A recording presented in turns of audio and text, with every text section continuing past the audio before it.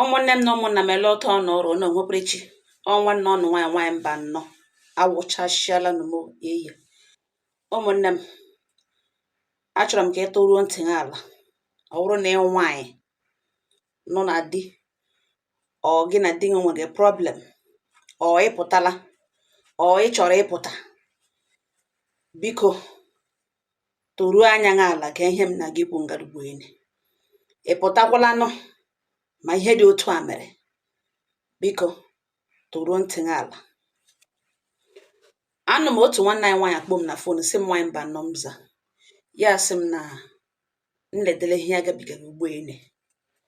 na o nwe ihe na-agbagwoju ya na nwanne ya nwoke anya n'ihi na nne ha na nna ha anwụọna. Onye nụchiziri anya nna ya na ọ nwanne ya nwoke diọkpara nna ya, na ha niile alụchicha na di lụchikwa n'nwaanyị, mana ya na di ya nwere okwu na di ya na-akụ ya ọkụkọ egbu ya ilu, na ọ na-awụ di ya egbuwe ya otu na onu ya egbuo ya ka ya nwụọ nga ha na mgbe niile ka eji ebuga ya ụlọ ọgwụ, na ihe na-emekwana di ya na-eji akpụ ya ihe ha nụ ya ama na ya emechaa na gba ikpere rịọ ya sọ ọkụ welie ihe, na ọkụ welie ihe, na o were ọnụ gwawa ya ihe ọbụla bụ misteki ya mere, na ya ga-akọrekt onwe, na ihe ọbụla ọ si ya mere ya ga-eme, na ebe ọbụla ọ si ya gara ya ga-aga ya, na nga ọ si ya nọrọ na ọnga ya na-anọ, mana ihe nọ n'ọkụ ya by surprise. Ọ naghị echedi eche emee obere mistake, ọ na-akụ ya ihe ka maid ka ite edemere n'ụlọ na ọrụkwanụghị mma. Di ya gwawa ya si eweli iwe na ọ ma na ya na-anọ under the influence of something, na ya na-eseretọ ihe, na otu ihe na-ekpere ka ya kwụsị ihe na ya na-aṅụ, na ya kwụsị ya na ọ ga-enyere ya aka, na mgbe ụfọdụ ọ highness na kọsi ya gwawa di ya so na ọ ṅụwana ihe na-ene before ya amata ya, na ihe ọ na-aṅụ mee na affect shicha ya n'ihu shi ya n'eze, kpatara na echi ọ bịara n'ụlọ ha nwanne ya nwoke aghọta ozugbo na ọwa onye ṅụrụ ihe, jụ na ya agaghị alụ ya, na ọ ya nwa convinced ya, na ya tụrụ ashị on his behalf, gwa nwanne ya nwoke na ọ jọsọrọ kwụsị ya ọhụrụ na with time na ihe ga-adị mma, na ọkwa na ịhụnanya ka ejiri mee ihe, na ya mawo otu e ga-esi gwa nwanne ya nwoke na di ya ṅụcha ihe ya nụntara ọ na-egbu ya ezigbo ilu, na ọ ruo ole mgbe ka ha ga-ebiri dịrị like this, jikwe na ụmụ atọ ọkụkọ. Nwaanyị mba nnọọ ihe aha kọntinue. Ka ikpeazụ di ya kụziri ya wụ na di ya ji ego lo ṅụgha ọ na-aṅụ ihe ọṅụṅụ, ihe ọbụla na-ese ese ma alcohol na di ya na-aṅụ, na o jiri ego lo, enwekwana onye ọ gwara na o ji ego lo, enweghị otu mkpụrụ onye ọ gwara na ya ejiri ego lo, ego gbara ọkpụrụkpụ lo. O jikwana ihe ego ahụ na sadị ama lekwa ego na ya edenwere ya ego, n'ihi na anya gbadoo ya ọwụ na enwe ihe ọṅụrụ, na ọ ewere ego nye si ya ewere ego na jidere ya nna ya na enye, mana that night ọ lọtara o nyeghị ya ego ahụ, ya makwa na o jiri ego lo. Enwe ebe o denwere ego ya ma ọ gwakwana ya, ruo n'ụkọtụ obido efu ashịwa na-afụ ya furu gbagoro, ya furu gbadara, ya gbaga ebe niile ma wee kwa niile na wodrobu taa ka ọ nwa jigocha ha aka. Ya jụọ sị ọ gịnị ka otu gị, ya sị ọ tọpụrụ ya ọnụ, ọ ya ka o bidoro bilite maka ote ihe ọzọ ya nọrọ na ntinye na ọta nwanyị. Ọ jụọ sị na ego ya denwere nga na-ele ebe ọnụ, na ya dị very very sure na ọ na-azụ telivishọn ka edenwere ego ahụ, na-ele ebe dị money nọ. Ya jụwa dị esi ọ maara ya sị onye na-ezu oshi, ọ maara ya sị onye na-awụ odenwe ihe owere, na onwe na-eshi o pụtara ngala tụnwe ihe, ọ bụrụ na ihe ahụ etutere na akwa ya na-ewere ya edejieri, na ọkwa ya ahụ na 50,000 naira ngala mbụ. Jụwa esi lekwu n'otu o shi were ego dị ụtọ abata. Enweta ụmụaka shiri bata nga ndị a na-abịa ele fim, ga ụmụaja na-abịa ele fim, enweta shi egburugburu ha hụ ego na ha agba ya n'akpa.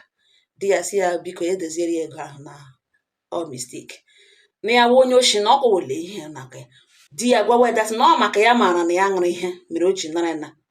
filie na ya ga-echetali nga edenwere ka ya fili ka ya kwuzie dat na ego adafuru n'ụzọ. Di ya egbugi ya sị di ya biko na ọ hapụ ya ka ya nye n'aka tụnwe the money, na o nyere ya, ọ hapụ ya ka enye aka tụnwe the money, na a ga-etote ya biko. Nwaanyị mba nnọọ nza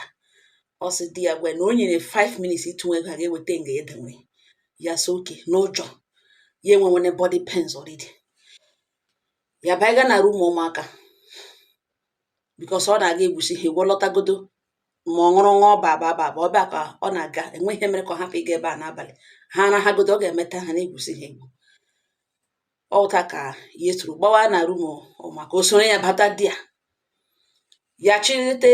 akwa ụmụaka chọwa na ụjọ na ihe niile n'ihi na di ya gbara dị mkpa ọkụwa ihe ọ na-adị ka mgbe trela jam ka mmadụ ozugbo ya na enwere nga ya chọrọ ịga mmanya aka di ya rọshia gaa nga ha na si ewu na ya echetara na ya sọrị na ya echetara na mgbe ya lọtara na n'ụlọ ụmụ ụmụaka ka ya batara first before bịa na room ya rọshia were wepụ hụzie the money si ya sọrị ọ dịdịghị serious na esi ya sọrị ahụ si ya sọrị were ga akwụ eji nga ka ya nọrọ gwa ya si ya na ya nsogbu anọ na ọ dịla ka ọ ga-adị di ya elekere ya pụọ bifo nọ na-elole ya paakị ala ngwongwo ya buo akpa ya niile kpọrọ ụmụ ya lakwuru senior brother diọkpara nne kọrọ ihe niile ya na-agabiga wuo everything ya na-agabiga gwa diọkpara nne jụọ ese ele ihe ọ chọrọ ugbo ya gwa ese ya na-alụghachi na ya alụjuole na ya nọ n'aka that man another 1 year ma ọ ga-egbu ya nwanne nwoke asị ọgwụla ihe ya chọrọ ịnụ na mgbe ọ gwara ọ bịara nga na-ekwugedat na ọ kwụsị na ịṅụrụ ihe ya na-ele ya gba ya nkịtị nọọ ya eji aka ya tụde ya ejikwa n'aka ya pụta na ihe a na-aga emewo na nwanne nwaanyị ihe a na-aga emewo na nwanne nwaanyị gbara ọsọ ndụ n'ụlọ nna ya chụpụ ya ọ dị pọsịbụl ọ sị di ya kpọle na fon ya gwa ya si alala na ya alaala na ya na-alụghachi ya chọrọ nwaanyị ọzọ lụrụ ọ rịọwa kpọwa ụmụnna kpọwa ebe niile kpọwa ụmụnne onye akpa ya gwa ha sị mba na nwanne ha nwoke nidiri help na efe iliri na ya ga-emekwata ya ya nweghị ya ga-emechatali ya netem na biko na ha chọọ ọrụ ka ọ rịala ige na ọkụ gbukwere n'aka na ya ripọtụọla nwanne ha nwoke to them enwe onye kwuru okwu ihe ha kwuru na ọhịa na-alọta na di nne di ya si ya na ọ weta di ya na akpa ya na a ga-ala ga-ediwe ya ediri ke na ya gaa ha anọ n'aka ha nwụọ ọ dịghị pọsịbụl egwu elukwu ala ya si ya na-alụghachi ekwugide okwu eruo na bịa were n'ụlọ ihe ụlọ kwụrụ di ya sị oke na nwanne ya nwoke were datin wetere n'ụlọ nna ya nwanne nwoke sịle ihe o mere nwanne nwaanyị na-alụghachi na ha erite ọnụ ihe ha kwụrụ nwanne nwoke agwawe sọ ha ma ga-abịa iwere ihe ha kwụrụ ya nọrọ nga ajụ na nwanne nwoke na ewere datin wela na anọ weta datin ewelakwala eweta datin ewetakwere eweta na ọ ebe a na ugbu a and ya ahụ na onye ọzọ dị ya mma na o mee n'ofe 1 year ya na di ya separatịrị ya nụrụ onwe ya ejibanye oke ekpọrọ na ya hụ na onye ọzọ dị ya mma and nwanne nwoke kwugedatin na ọ wụrụ ya mkparị isi nga were datin wege na ha ga-abịa were na ha hapụ na di ya na-agwa ya si na ya return ọrụ ya ihe ya kwụrụ n'isi na nwanne nwoke return ya na ndị nwanne nwoke return ya na ya ga-emecha ya ihe ọsị ihe ka ogene na ya ga-emecha ya ihe na ya bịanụ bịa lụọ dị ọzọ na ya bịanụ bịa pụọ ka ya hụ na ya ga-eme ya ihe onye nwụrụ anwụ akara ya mma na ọ tara ya na ọ gakwa jụọ ese na ihe ewu ihe di ya na-ekwu na m si biko nwaanyị mba na o so na ihe ejiri kpọọ m ugbu a na ọwụnụ ya arịọwa nwanne nwoke o welara ha deten m sị nna m ya sị nwaanyị ọma ya sị ị mere ka ọma ịbịa kọsara m ihe na-ekọsagara m ugbu a ihe ị na-ekwu ngala ugbu a emee na ụfọdụ ụmụnne anyị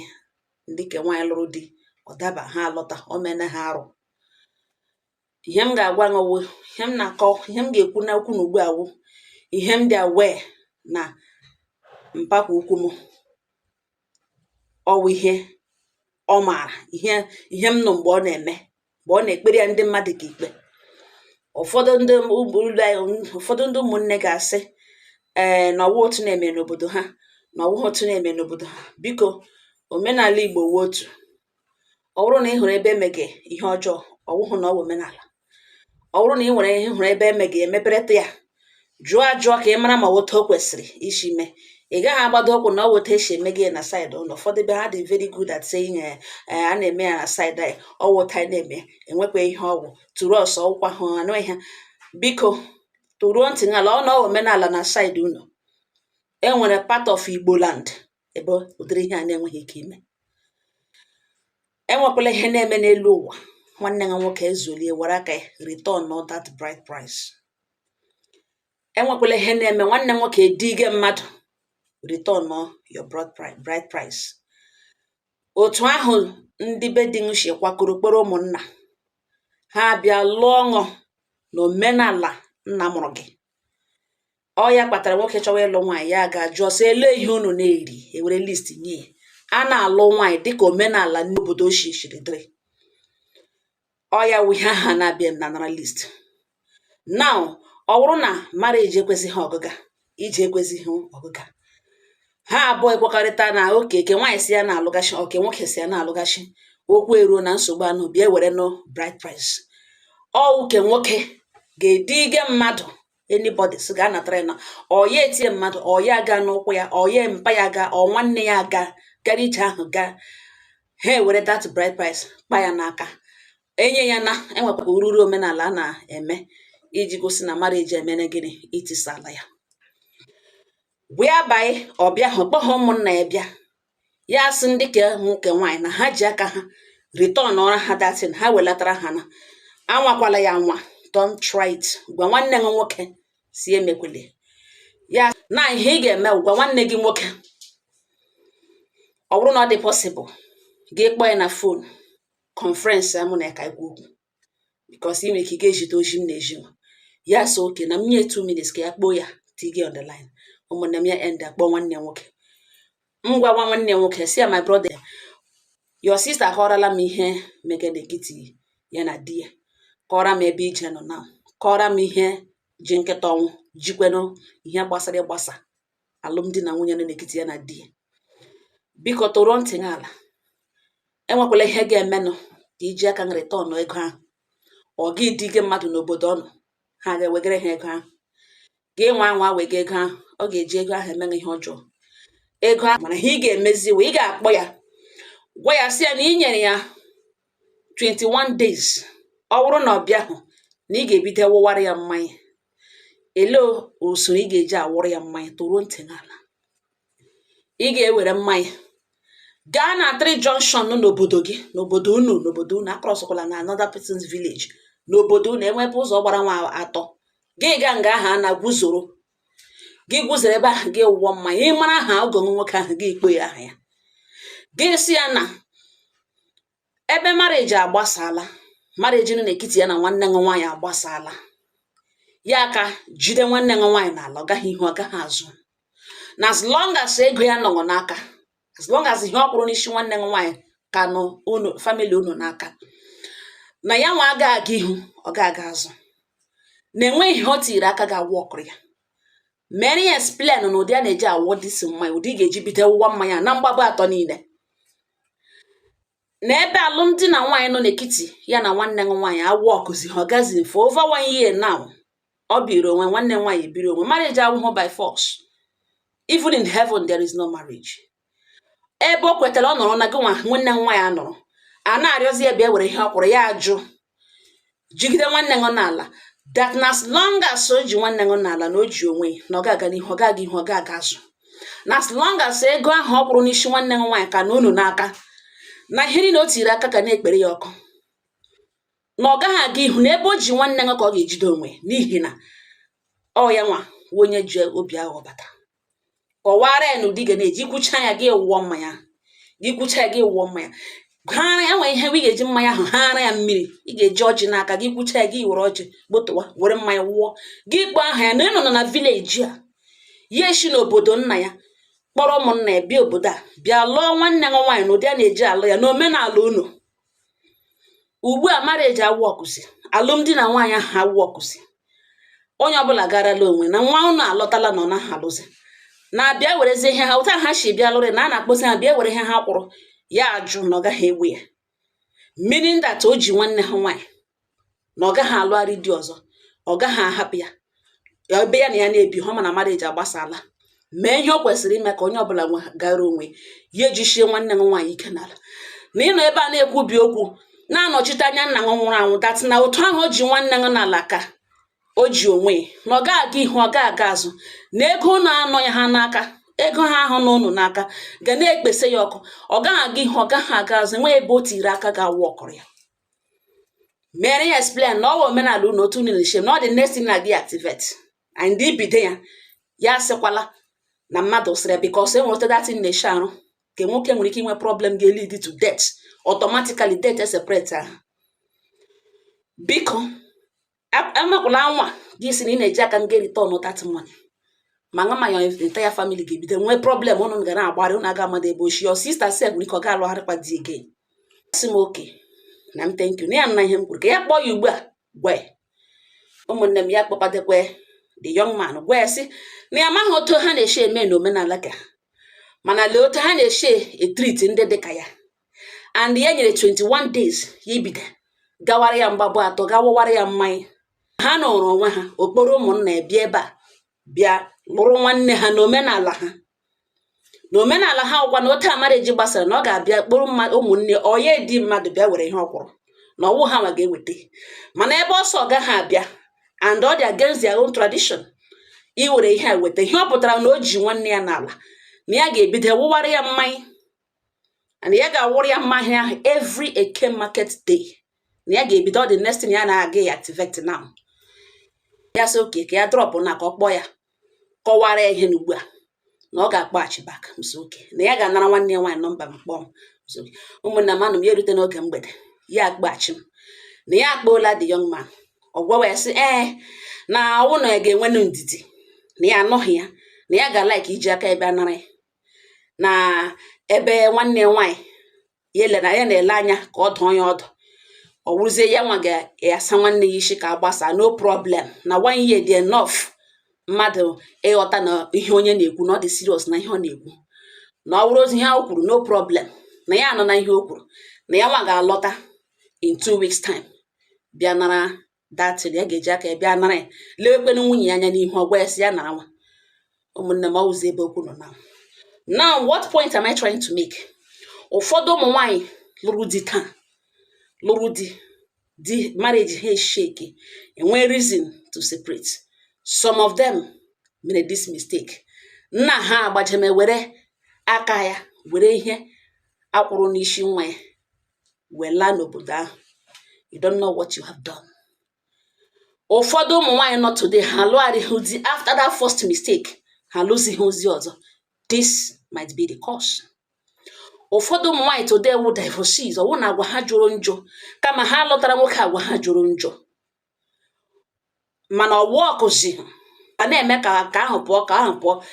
Nwanne nwanna gị ewere ihe akwụrụ n'isi ga-eji aka wega obodo ahụ ga-ewega return ya. Hello, nsogbu dị. Ọ gị mgba gị na-achọ freedom ka ọ gawa ikekwe nwanne nwoke egbuge nresharịsị ka ị nwee ike nye ya opportunity ka ile ma ọ ga-adabara gị na ya abụọ gị jinja nwanne gị jinja nwanna gị jinjawa ụmụnne gị ha eke na ngwugwu ji aka ha crop pụọ pụta from obodo ọnụ ga obodo ebe ndị dị ga-eji aka ha silekwa ihe unu wetara. Ọ dị very very wrong. Deeply ndị ma omenala maruo ya ome ịdabaga na this type of trap, ego ahụ iji aka ngerịta ọnụ ahụ aga-awụ ahụ ike. Ọwụghị otu esiri dị, o kwesịghị ekwesị. Omenala na-aga n'usoro. Otu ahụ nwoke shiri kpọrọ ụmụnna ya gaa n'obodo jụọ sị ele ihe unu na-eri, ọ gịnị wụ omenala unu, gịnị ka m ga-emere unu ka m wee lụọ nwa ụnụ nwaanyị. Unu ebusha list dere rere ya eme ihe ndị a niile kpọrọ nwa ụnụ la. Ọ bụrụ na marriage ahụ bịawa pịọkọ ọwọkụzi, enwekwala ihe na-eme gị ji aka ndị obodo, anybody from that village ebe ke nwanne gị nwaanyị shi ọ gị onwe gị shi, anybody enwekwala ihe na-eme unu eji aka ọnụ ndị ke nwaanyị family ke nwaanyị obodo ke nwaanyị shi na eji aka ha gbaa moto were ihe ahụ akwụrụ n'isi nwa ha nwaanyị gawa n'obodo ndị bịara lụrụ nwa ha gaga return ya. Ọwụghị otu ahụ ka eshiri nye ha datin. In other words, ma alụmdi na nwaanyị ahụ ekwesị ihe ndị ke nwaanyị ga-eme nwaanyị sọ na-alụgachi bịanụ bịa weghara ha ihe ọ mere gịnị kwụrụ, mana ndị omekome, ndị agwomagwo, ndị nwere plan echiche ọjọọ, ọha nwa na-asị wetere na anyị aga abịa. Ihe ọ pụtara wụ na mmadụ si na ọ naghị alụzi gị ịjụ na ọ ga-ekwechiri na ọ ga-anọ na marriage ahụ by force, na-akwazi ya ka ha mee the mistake, the worst mistake ala na asọ nsọ, ka ha werezie ga-use against them. Ụfọdụ ụmụnne anyị taga ahụhụ ya taa, ndị ọ dị ngwa ngwa ịchọta freedom from such marriage. Ha agala ga-eme ihe ha na-ekwesịghị ime, dade mpa ha, dade mma ha, dade ndị obodo, dade nwanne, ngwa were na ya wegere ya, let me have my freedom. Ewe hello, ọ try ya were datin zoro ụkwụ ya gaa obodo ebe ahụ alụrụ ga-ewega datin automatically, traditionally, di nga aghọọla the victim, not you. Family a victimize ya, not you. Ọ ga-aga ihe ọbụla ihe ọ ga-eji ego ahụ, ọ ga-eme ya with lamentation, and it will come to pass. Ọ ya lụrụ gị, ọwụ gị lụrụ ya. Divorces na-eheri karịka ebe niile, ụmụ nwaanyị lụrụ, ọwụ na-agwa ha jụrụ njọ, ọwụ na enwere ọwụ hụ na ha banye na nke abụọ agaghị ha emeta ọfụma, ahụkwara na nke abụọ baiga cheki eme nwere otu isi mee mistake mgbe ị gbasaga kemgbe ị lụrụ, enwere ihe gara wrong na-ekwesịghị ịga. Ọ ihe m sị ma bịa gbotere ọnụ nke ata. Udo dịrị ọnụ.